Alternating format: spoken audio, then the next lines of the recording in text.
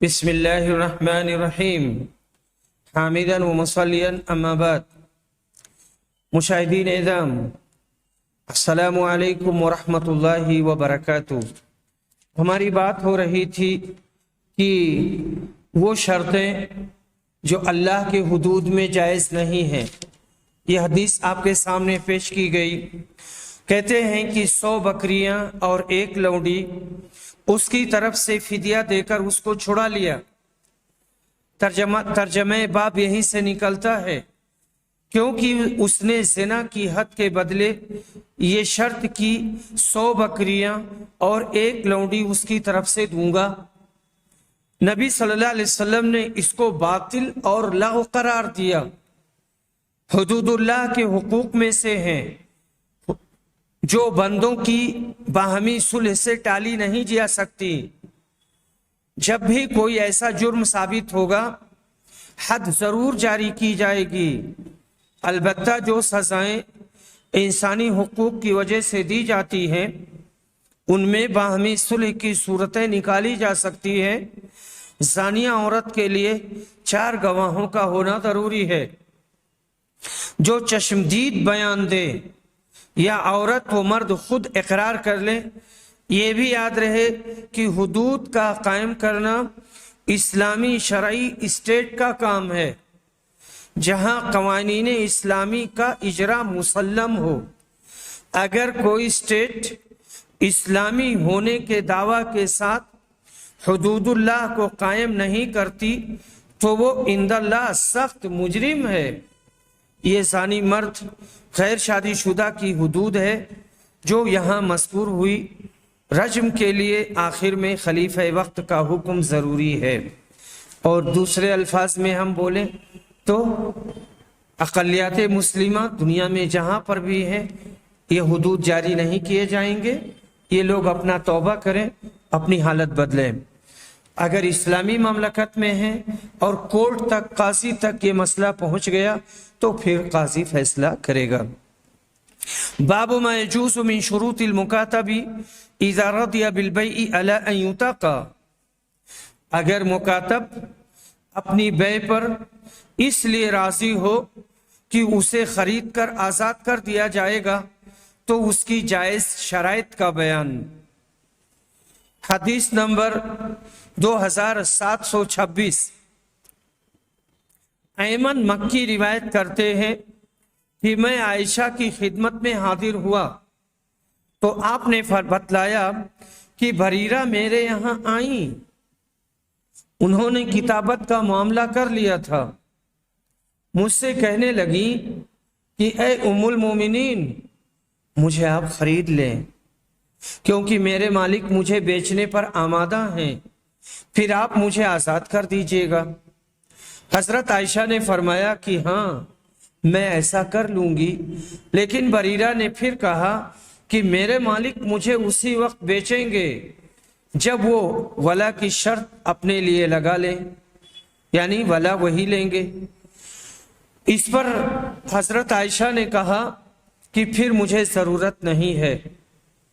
جب نبی صلی اللہ علیہ وسلم نے سنا یا آپ کو معلوم ہوا تو آپ نے فرمایا، بریرہ کا کیا معاملہ ہے؟ تم انہیں خرید کر آزاد کر دو، وہ لوگ جو چاہیں شرط لگا لیں۔ حضرت عائشہ نے کہا کہ میں نے بریرہ کو خرید کر آزاد کر دیا اور اس کے مالک نے ولا کی شرط اپنے لیے محفوظ رکھی۔ نبی صلی اللہ علیہ وسلم نے یہی فرمایا، ولا اسی کی ہوتی ہے جو آزاد کرے، دوسرے چاہے 100 شرطیں کیوں نہ لگائیں۔ معلوم ہوا کہ غلط شرطوں کے ساتھ جو معاملہ ہو وہ شرطیں ہرگز قابل تسلیم نہ ہوں گی اور معاملہ منعقد ہو جائے گا۔ باب الشروط فی الطلاق۔ طلاق کی شرطیں جو منع ہیں۔ ابن مسیب، حسن بصری اور عطا کا کہنا ہے کہ چاہے طلاق کو مقدم کرے یا مؤخر، ہر حال میں شرط کے موافق عمل ہوگا، चाहे पहले शर्त कहे तब तलाक की बात करे या पहले तलाक की बात करे फिर शर्त की बात करे, तो ये शर्त के मुआफिक ही अमल होगा। यानी तलाक को मुकद्दम करे, शर्त उसके बाद कहे। जैसे अंत तालिकुन इन दखलती दार, यानी तुमको तलाक है अगर घर में दाखिल हुई, शर्त को मुकद्दम करके तलाक बाद में रखे और यूं कहे इन दखलती दार फअंत तालिक। हर हाल में तलाक जब ही पड़ेगी जब शर्त पाई जाए, यानी वो औरत घर में जाए। इन तीनों असरों को अब्दुल रज़ाक ने मौसूलन रिवायत किया है। हदीस नंबर 2727, अबू हुरैरा रज़ियल्लाहु अन्हु रिवायत करते हैं कि रसूल सल्लल्लाहु अलैहि वसल्लम ने तिजारती काफिलों की पेशवाई से मना फरमाया था, और इससे भी कि कोई शहरी किसी देहाती का सामान तिजारत बेचे, और इससे भी कि कोई औरत अपनी दीनी या नसबी बहन के तलाक की शर्त लगाए, और इससे कि कोई अपने किसी भाई के भाव पर भाव लगाए, भाव चढ़ाए। इसी तरह आपने नश्स और तसरिया से भी मना किया था।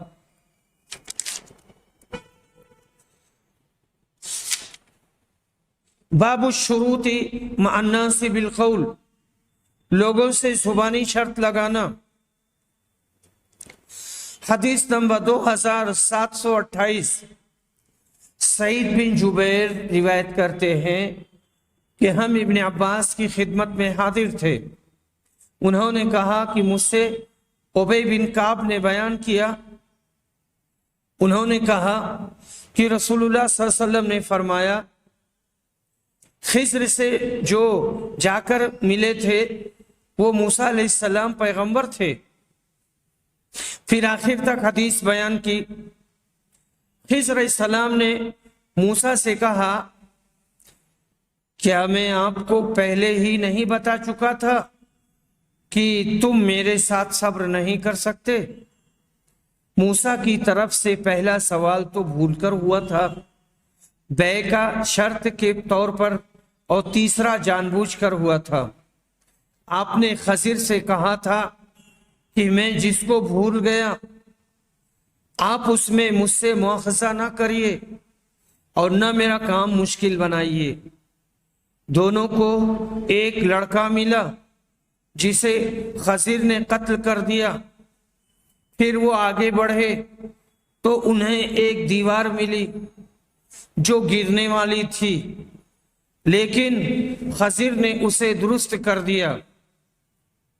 इब्ने अब्बास ने वराअहुम मलिक के बजाय अमामहुम मलिक पढ़ा है, जैसे कि यहाँ आयत में है। देखिए, इनके आगे एक बादशाह था। हजरत खज़िर और हजरत मूसा के दरमियान जुबानी शर्तें हुई, इसी से मकसद बाब साबित हुआ। मैंने खज़िर कहा है और खिज़्र पढ़ा है, दोनों सही है, खिज़्र भी है और खज़िर भी है। बाबु शुरूत फिल वला, वला में शर्त लगाना। कई बार ये बात आ चुकी है कि वला एक हक है जो आज़ाद करने वाले को अपने आज़ाद किए हुए गुलाम या लौंडी पर हासिल होता है, लेकिन अगर वो मर जाए तो आज़ाद करने वाला भी उसका एक वारिस होता है। अगर उसका कोई वारिस नहीं है, यानी जो गुलाम मर गया है, आज़ाद करता गुलाम मर गया है। हदीस नंबर 2729, आयशा रज़ियल्लाहु अन्हा बयान करती हैं कि मेरे पास बरीरा आई और कहने लगी कि मैंने अपने मालिक से 9 उकिया पर मुकातबत कर ली है, हर साल 1 उकिया देना होगा, आप भी मेरी मदद कर दें। आयशा ने फरमाया कि अगर तुम्हारे मालिक चाहें तो मैं एकदम उन्हें उतनी कीमत अदा कर सकती हूँ, यानी बैक वक्त में इसकी अदायगी कर दूंगी। لیکن تمہاری والا میری ہوگی۔ بریرہ اپنے مالکوں کے پاس گئیں اور ان سے اس صورت کا ذکر کیا، لیکن ان لوگوں نے والا کے لیے انکار کر دیا اور اس پر راضی نہیں ہوئے۔ جب وہ ان کے یہاں سے واپس ہوئی تو رسول اللہ صلی اللہ علیہ وسلم بھی تشریف فرما تھے۔ انہوں نے کہا کہ میں نے اپنے مالکوں کے سامنے یہ صورت رکھی تھی، لیکن وہ کہتے تھے کہ والا انہی کی ہوگی۔ نبی صلی اللہ علیہ وسلم نے بھی یہ بات سن لی اور حضرت عائشہ نے آپ کو صورتحال سے آگاہ کیا۔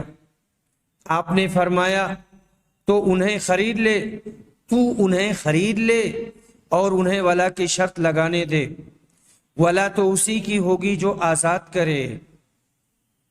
چنانچہ عائشہ رضی اللہ عنہا نے ایسا ہی کیا۔ پھر رسول اللہ صلی اللہ علیہ وسلم صحابہ میں گئے اور اللہ تعالیٰ کی حمد و ثنا کے بعد فرمایا، کچھ لوگوں کو کیا ہو گیا ہے کہ وہ ایسی شرطیں لگاتے ہیں جن کا کوئی ذکر کتاب اللہ میں نہیں ہے۔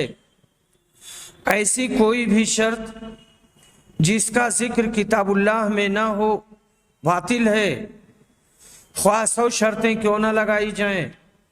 اللہ کا فیصلہ ہی حق ہے اور اللہ کی شرطیں ہی پائیدار ہیں، اور ولا تو اسی کو ملے گی جو آزاد کرے گا۔ مقصد باب یہ کہ ولا میں ایسی غلط شرط لگانا منع ہے جس کا کوئی ثبوت کتاب اللہ سے نہ ہو۔ ہاں، جائز شرطیں جو فریقین طے کر لیں وہ تسلیم ہوں گی۔ اس روایت میں 9 عقیہ کا ذکر ہے، دوسری روایت میں 5 کا، جس کی تطبیق یوں دی گئی ہے کہ شاید 9 عقیہ پر معاملہ ہوا اور 5 باقی رہ گئے ہوں، جن کے لیے بریرہ کو حضرت عائشہ کے پاس آنا پڑا۔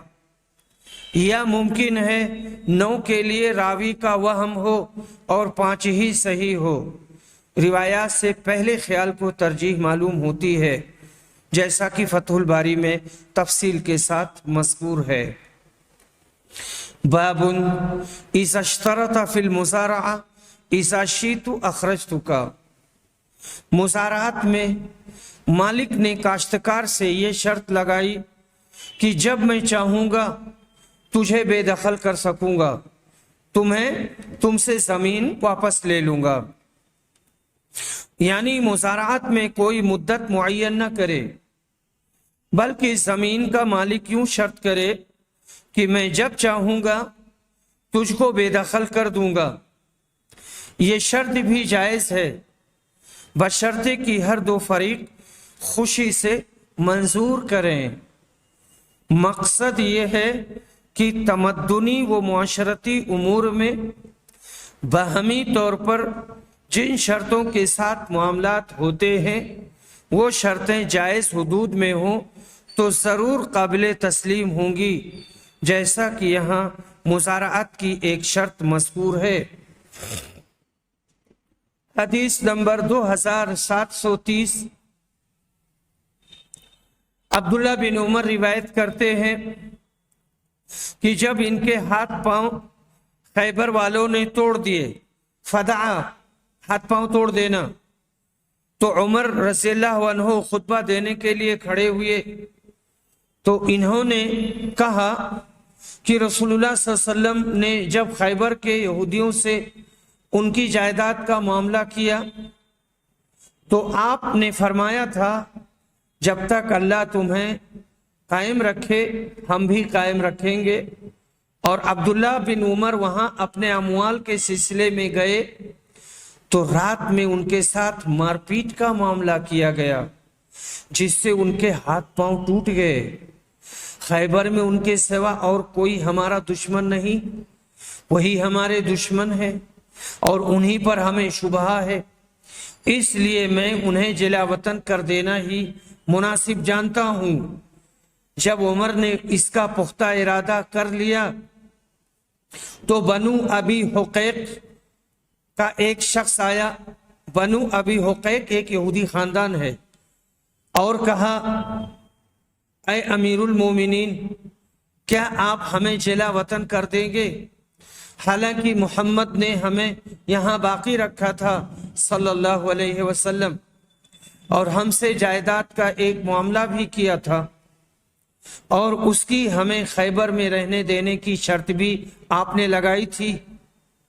उमर ने इस पर फरमाया, क्या तुम ये समझते हो कि मैं रसूलुल्लाह का फरमान भूल गया हूं? जब हुजूर सल्लल्लाहु अलैहि वसल्लम ने कहा था कि तुम्हारा क्या हाल होगा जब तुम खैबर से निकाले जाओगे और तुम्हारे ऊंट तुम्हें रातों रात लिए फिरेंगे, उसने कहा, ये तो अबुल कासिम का एक मजाक था, यानी नबी सल्लल्लाहु अलैहि वसल्लम। उमर ने कहा, अल्लाह के दुश्मन, तुमने झूठ बात कही। चुनांच उमर ने उन्हें शहर बदर कर दिया और उनके फलों की कुछ नकद कीमत, कुछ माल और ऊंट और दूसरे सामान कजावे और रस्सियों की सूरत में अदा कर दी। हजरत उमर ने अपने बेटे अब्दुल्ला को पैदावार वसूल करने के लिए खैबर भेजा था। वहां बदअहद यहूदियों ने मौका पाकर हजरत अब्दुल्ला को एक छत से नीचे धकेल दिया और उनके हाथ पांव तोड़ दिए। ऐसी ही शरारतों की वजह से हजरत उमर ने खैबर से यहूदियों को जिला वतन कर दिया। खैबर की फतेह के बाद रसूल अकरम ने मफ्तूहा जमीनात का मामला खैबर के यहूदियों से कर लिया था और कोई मुद्दत मुकर्रर नहीं की, बल्कि ये फरमाया कि ये मामला हमेशा के लिए नहीं है, बल्कि जब अल्लाह चाहेगा ये मामला खत्म कर दिया जाएगा। इसी बिना पर हजरत उमर ने अपने अहदे खिलाफत में उनको बेदखल करके दूसरी जगह मुंतकिल करा दिया। इस बदाहत कौम ने कभी किसी के साथ वफा नहीं की, इसलिए ये कौम मलऊन और मतरूद करार पाई। इस हदीस से ये निकला कि जमीन का मालिक अगर काश्तकार का कोई कसूर देखे तो उसको बेदखल कर सकता है, गो वो काम शुरू कर चुका हो, मगर उसके काम का बदल देना होगा, जैसे कि हजरत उमर ने किया। बाबु शुरूत फिल जिहाद वल मुसालहती मा अहलिल हर्ब व किताबती शुरूत मा अन्नास बिल कौल। जिहाद में शर्तें लगाना और काफिरों के साथ सुलह करने में और लोगों के साथ जुबानी शर्तों का लिखना। हदीस नंबर 2731, 2732। मिसवर बिन मखरमा और मरवान ने बयान किया और ये एक दूसरे की हदीस में तस्दीक भी करते हैं। इन्होंने कहा कि रसूल सल्लल्लाहु अलैहि वसल्लम सुलह हुदैबिया के मौका पर मक्का जा रहे थे। अभी आप रास्ते ही में थे कि फरमाया, खालिद बिन वलीद कुरैश के 200 सवारों के साथ हमारी नक्लो हरकत का अंदाजा लगाने के लिए मकाम गमीम में मौजूद है। ये कुरैश का मुकद्दमतुल जैश है, इसलिए तुम लोग दाहिनी तरफ से जाओ। बस खुदा की कसम, अल्लाह की कसम, खालिद को उनके मुतालिक कुछ भी इल्म ना हुआ, और जब उन्होंने इस लश्कर का गुबार उठता हुआ देखा तो कुरैश को जल्दी जल्दी खबर देने लगे। इधर नबी करीम सल्लल्लाहु अलैहि वसल्लम चलते रहे, यहां तक कि आप उस घाटी पर पहुंचे जिससे मक्का में उतरते हैं। तो आपकी सवारी बैठ गई। सहाबा ऊंटनी को उठाने के लिए हल हल कहने लगे। हाय हवा, हल हल ये लफ्ज बोला जाता है उठने के लिए, लेकिन वो अपनी जगह से ना उठी। सहाबा ने कहा, कस्वा अड़ गई। कस्वा ऊंटनी का नाम था। आपने फरमाया, कस्वा अड़ी नहीं और ना ये उसकी आदत है। इसे तो उस जात ने रोक लिया जिसने हाथियों के लश्कर को मक्का में दाखिल होने से रोक लिया था। फिर आपने फरमाया, उस जात की कसम जिसके हाथ में मेरी जान है, कुरैश जो भी ऐसा मुतालबा रखेंगे जिसमें अल्लाह की मुहर्रमात की बड़ाई हो तो मैं उनका मुतालबा मंजूर कर लूंगा। आखिर आपने ऊंटनी को डांटा तो वो उठ गई। रावी ने बयान किया कि फिर नबी सल्लल्लाहु अलैहि वसल्लम साहबा से आगे निकल गए और हुदैबिया के आखिरी किनारे समद, एक पानी का चश्मा, यहां पर थोड़ा सा पानी था, आपने पड़ाव किया। लोग थोड़ा थोड़ा पानी इस्तेमाल करने लगे। इन्होंने पानी को ठहरने ही नहीं दिया, सब खींच लिया। अब रसूल सल्लल्लाहु अलैहि वसल्लम से भी प्यास की शिकायत की गई तो आपने अपने तुरकश में से एक तीर निकाल कर दिया कि इस गड्ढे में डाल दें। अल्लाह की कसम, तीर गाड़ते ही पानी उन्हें सैराब करने के लिए उबलने लगा और वो पूरी तरह सैराब हो गए। लोग इसी हाल में थे कि बुदैल बिन वरका खुजाई अपनी कौम खुजा के कई आदमियों को लेकर हाजिर हुआ। ये लोग तिहामा के रहने वाले और रसूलुल्लाह सल्लल्लाहु अलैहि वसल्लम के महरम राज बड़े खैरख्वाह थे। इन्होंने खबर दी कि मैं काब बिन लोई और आमिर बिन लोई को पीछे छोड़कर आ रहा हूं, जिन्होंने हुदैबिया के पानी के जखीरों पर अपना पड़ाव डाल दिया है। उनके साथ बकसरत दूध देने वाली ऊंटनियां अपने नए नए बच्चों के साथ हैं। वो आपसे लड़ेंगे और आपके बैतुल्ला पहुंचने में रुकावट होंगे। लेकिन आपने कहा, हम किसी से लड़ने नहीं आए हैं, सिर्फ उम्रा के इरादे से आए हैं। और वाकया तो यह है कि मुसलसल लड़ाइयों ने कुरैश को भी कमजोर कर दिया है और उन्हें बड़ा नुकसान उठाना पड़ा है। अब अगर वो चाहें तो मैं एक मुद्दत उनसे सुलह का मुआहिदा कर लूंगा। एक मुद्दत तक के लिए हम सुलह कर लेंगे। इस अरसा में वो मेरे और आवाम के दरमियान न पड़े। फिर अगर मैं कामयाब हो जाऊं और इसके बाद वो चाहें तो दीन में भी दाखिल हो सकते हैं, जिसमें और तमाम लोग दीन में दाखिल हो चुके हैं। लेकिन अगर मुझे कामयाबी नहीं हुई तो उन्हें भी आराम मिल जाए, और अगर उन्हें मेरी पेशकश से इनकार है तो उस जात की कसम जिसके हाथ में मेरी जान है, जब तक मेरा सर तन से जुदा नहीं हो जाता मैं इस दीन के लिए बराबर लड़ता रहूंगा, या फिर अल्लाह ताला उसे नाफिज ही फरमा देगा।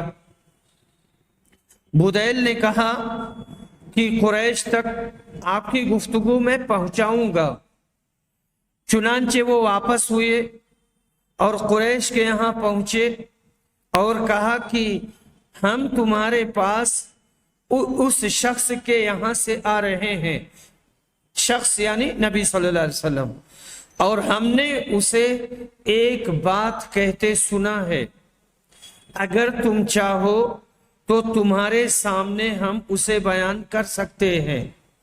कुरैश के बेवकूफों ने कहा कि हमें इसकी जरूरत नहीं कि तुम उस शख्स की कोई बात हमें सुनाओ। जो लोग साहिबुर राय थे, सही राय वाले, उन्होंने कहा कि ठीक है, जो कुछ तुमने सुना है हमसे बयान कर दो। उन्होंने कहा कि मैंने इसे यानी नबी सल्लल्लाहु अलैहि वसल्लम को ये कहते हुए सुना है, और फिर जो कुछ उन्होंने नबी सल्लल्लाहु अलैहि वसल्लम से सुना था सब बयान कर दिया। इस पर उर्वा बिन मसूद खड़े हुए और कहा, उर्वा बिन मसूद یہ اس وقت کی بات ہے جب یہ مسلمان نہیں ہوئے تھے، اور کہا اے قوم کے لوگوں، کیا تم مجھ پر باپ کی طرح شفقت نہیں کرتے؟ سب نے کہا کیوں نہیں، ضرور آپ سے پیار کرتے ہیں۔ عروہ نے کہا کیا میں بیٹے کی طرح تمہارا خیر خواہ نہیں ہوں؟ انہوں نے کہا کیوں نہیں ہے۔ عروہ نے پھر کہا تم لوگ مجھ پر کسی قسم کی تہمت لگا سکتے ہو؟ انہوں نے کہا نہیں۔ انہوں نے پوچھا کیا تمہیں معلوم نہیں ہے کہ میں نے اوکاس والوں کو تمہاری مدد کے لیے کہا تھا، اور جب انہوں نے انکار کیا تو میں نے اپنے گھرانے، اولاد اور ان تمام لوگوں کو تمہارے پاس لا کھڑا کر دیا تھا جنہوں نے میرا کہنا مانا تھا۔ قریش نے کہا کیوں نہیں، آپ کی باتیں تو صحیح ہیں۔ اس کے بعد انہوں نے کہا دیکھو اب اس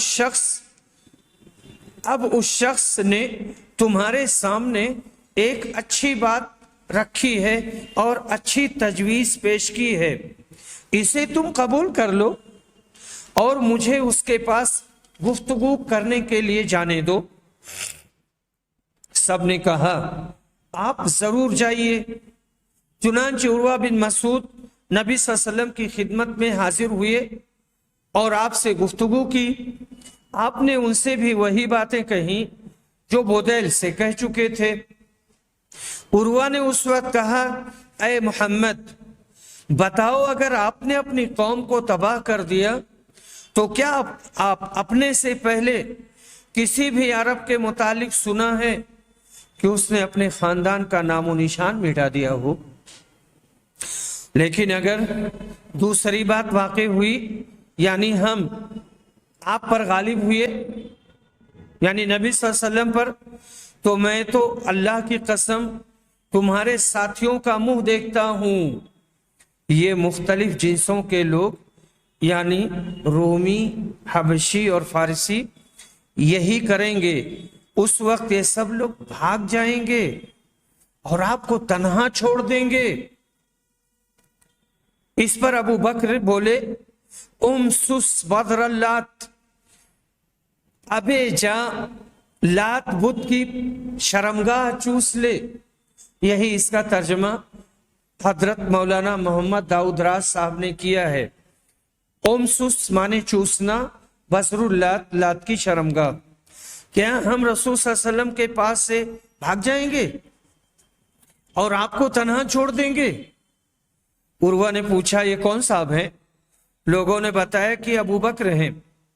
عروہ نے کہا اس ذات کی قسم جس کے ہاتھ میں میری جان ہے، اگر تمہارا مجھ پر ایک احسان نہ ہوتا جس کا اب تک میں بدلہ نہیں دے سکا ہوں تو تمہیں ضرور جواب دیتا۔ بیان کیا کہ وہ نبی صلی اللہ علیہ وسلم سے پھر گفتگو کرنے لگے اور گفتگو کرتے ہوئے آپ کی داڑھی مبارک پکڑ لیا کرتے تھے۔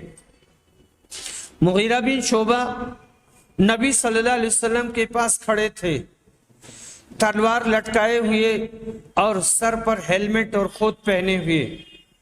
عروہ جب بھی نبی صلی اللہ علیہ وسلم کی داڑھی مبارک کی طرف ہاتھ لے جاتے تو مغیرہ اپنی تلوار کے دستے سے اس کو مارتے اور اسے کہتے کہ رسول اللہ صلی اللہ علیہ وسلم کی داڑھی سے اپنا ہاتھ الگ رکھ۔ عروہ نے اپنا سر اٹھایا اور پوچھا یہ کون ہے؟ لوگوں نے بتایا کہ مغیرہ بن شعبہ ہیں یہ۔ عروہ نے انہیں مخاطب کر کے کہا اے دغاباز، کیا میں نے تیری دغابازی کی سزا تجھ کو نہیں، کیا میں نے تیری دغابازی کی سزا سے تجھ کو نہیں بچایا تھا؟ اصل میں مغیرہ اسلام لانے سے پہلے جاہلیت میں ایک قوم کے ساتھ رہتے تھے، پھر ان سب کو قتل کر کے ان کا مال لے لیا تھا۔ اس کے بعد مدینہ آئے اور اسلام قبول کر لیا، حلقہ بگوش اسلام ہو گئے۔ تو رسول صلی اللہ علیہ وسلم کی خدمت میں ان کا مال بھی رکھ دیا کہ جو چاہیں اس کے متعلق حکم فرمائیں، لیکن نبی صلی اللہ علیہ وسلم نے کہا تیرا اسلام تو میں قبول کرتا ہوں، رہا یہ مال تو میرا اس سے کوئی واسطہ نہیں، کیونکہ وہ دغابازی سے ہاتھ آیا ہے جسے میں نہیں لے سکتا، یہ دھوکے سے قتل کر کے لیا گیا مال ہے، ہم اسے نہیں لیں گے۔ پھر عروہ گھور کر رسول اکرم کے اصحاب کی نقل و حرکت دیکھتے رہے۔